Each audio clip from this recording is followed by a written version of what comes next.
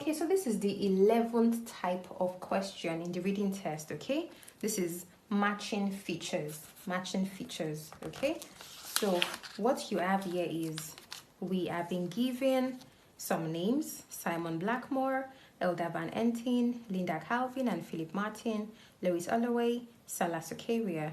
Okay, so we have these 5 names and we have to choose from the box what matches them. But let's read the question. Look at the following researchers, questions 22 to 26. We've looked at them and the list of statements below. We have the statements. Now it says match each researcher with the correct statement. So it's a case of, Simon Blackmore. Was this what he said? Eldar, was this what he said? Who said what, or which information should be matched to what researcher? Okay, so that's what we have in this case. So in situations like this, the best thing to do is to take the names one by one and then go into the passage. This is the passage. So it's like saying, look for where Simon Blackmore is. So I'm scanning. I'm looking for Simon Blackmore. Have I seen it? Yes, I've seen him here. Good. So it means that we're going to be starting from this part to this part, okay? So we have Simon Blackmore. So you read what is around Simon Blackmore's name. The next one is Eldar Van Enten. So we have Eldar, I see it here, Eldar Van Enten. Van Enten, we're taking that name. Then we have Linda Calvin and Philip Martin. So if the names were grouped, then it means, so we have Linda Calvin here and we have Philip Martin here. So we take them, but since it was grouped, it means that the information is going to match both of them at once. Then we have Louise Aldaway. So let's just scan. We're looking for Louise Aldaway. Okay, see Louise Aldaway down here. Good. And then the final one is Salazar. So we're looking for Salah. Okay, see Salah here. Salazar. So now that we found the different locations, 1, 2, 3, 4, 5, we now need to just quickly scan what we have in the box before we come back to read the particular information around those names. So let's quickly read. The use is more like who did what findings, who discovered what. The use of automation might impact on the development of particular animal and plant species. Okay, we need to consider the effect on employment that increased automation will have. Okay, we need machines of the future to be exact, not more powerful. Okay, as farming becomes more automated, the appearance of farmland will change. Who said that? New machinery may require more investment than certain farmers can afford. Now, there is a shortage of employees in the farming industry. There are limits to the environmental benefits of automation. Economic factors are often the driving force behind the development of machinery. Now, we have 8 things in this box. We just need to find which one matches these people. So let's read what we have around Simon Blackmore's name. So this is it. So let's continue. Now you have Simon Blackmore, who researches agricultural technology at Upper Adams University College in England, believes that fleets of lightweight autonomous robots have the potential to solve this problem and that replacing brute force with precision is key. A seed only needs 1 cubic centimeter of soil to grow. If we cultivate just that, we put only tiny amount of energy in and the plants still grow nicely. Okay, so it's saying something about because I know the main word he said was precision. It says precision is key. I know we read something about precision. So let's see, where did they talk about precision? Machines of the future need to be exact. Aha, see, need to be exact. Yes, exact is the same thing as precision. Okay, not more powerful. Yeah, it says replacing brute force. This brute force is like power, and you're replacing brute force with precision is key. So it means that you need to be precise, you need to be specific, you need to be exact, and that's what he said here. So this C will be for Simon Blackmore. Okay, it's just a case of understanding what we read here in this particular part. It says replacing brute force. Brute force is like aggression, like serious work or serious power. Precision is key. That precision is key is where it says to be exact, not more powerful. Okay, so we've gotten number 22. Now number 23 is Eldar Van Enten. What did he say? Let's read what we have around his name.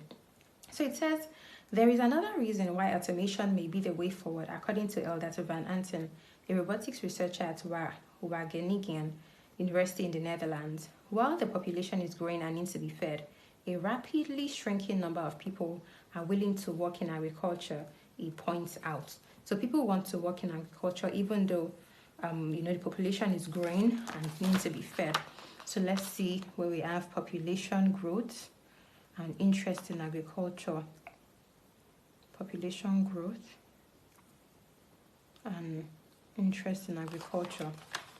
Okay, no, it says a rapidly shrinking number of people. That means people don't want to work in agriculture. There is no interest. Because what I'm seeing here, what I'm seeing in a particular place is farming industry, which is agriculture. It says there is a shortage of employees. Now, this shortage of employees is what we have here. Rapidly shrinking number of people are willing to work in agriculture. It means that the people who want to work in agriculture are reducing. They don't have enough people to work in agriculture. So this rapidly shrinking number of people is the same thing as shortage of employees in the farming industry. So this Eldar van, that is Eldar van, which is number 23, the answer will be F. Okay, the answer will be F. So we have done that. So we are going to Linda Calvin and Philip Martin. Linda Calvin and Philip Martin, this is their own part here. So we might need to read from the beginning of this place to the end to understand what they said. So let's go. Other researchers such as Linda Calvin, an economist at the U.S. Department of Agriculture, and Philip Martin at the University of California, Davis, have studied trends in mechanization to predict how U.S. farms might fare. Calvin and Martin have observed how rising employment costs have led to the adoption of labor-saving farm technology in the past, citing the raisin industry as an example. Okay, so we have, the adoption of rising employment costs have led to the adoption of labor-saving farm technology in the past. So let's see rising employment costs. So you see, we need to consider the effect of employment, that increased automation we have. Can it be that? Let's go. Let's just read everything so that we don't pick the wrong answer. In 2000, a bumper harvest crashed prices, and with profit squeeze, farmers looked for a solution. So with labor, one of their biggest costs, 42% of production expenses on U.S. farms, on average, they started using a mechanical harvester adapted from a machine used by winemakers. By 2007, almost half of California's raisins were mechanically harvested, and a labor force once numbering 50,000 had shrunk to 30,000. So it's a case of, with the dependence on labor-saving technology, then you find that employment is becoming an issue or something like that. So let's see where they talked about employment here. Okay, it doesn't look like that one. Can it be that? Can it be that? Let's look again. So you have an employment where you have, look at this. What is this one? Economic factors are often the driving force behind the development of machinery. Okay, they said something about they created something. Yeah, they said they started using a mechanical harvester adapted from a machine used by winemakers. And let's just go back to the top. You have Calvin and this have observed how rising employment costs have led to the adoption of labor-saving farm technology. So it's a case of because of the rising cost of employment, they are adopting things that can help them to save, to do work faster. They are more or less coming up with things they can use to get work done, because it says labor-saving farm technology. So you have economic factors. That's rising employment cost. That's an economic factor, okay? Driving force behind the development of machinery. So in the past, they came up with a machine that was used by wine makers. That thing was converted into a mechanical harvester. Okay, so you find, and then it goes on now to talk about labor force once numbering 50,000 shrunk to 30,000. So it's just a case of the situation of their time led them to come up with new machines to use. Okay, so the answer for number 24 is H. Now we have Louise Aldaway. So let's read what this person said around the site. So you have, as well as having an impact on the job market, the widespread adoption of agribots might bring changes at the supermarket. Louise Aldaway, who studies agriculture at the University of All UK, says that robotic milking is likely to influence the genetics of dairy herds as farmers opt for robot-friendly cows with other shape and even attitudes suited to automated milking. Similarly, he says it's conceivable that agribots could influence what fruit or vegetable varieties get to the shops, since farmers may prefer to grow those with, say, leaf shapes that are easier for their robots to discriminate from weeds.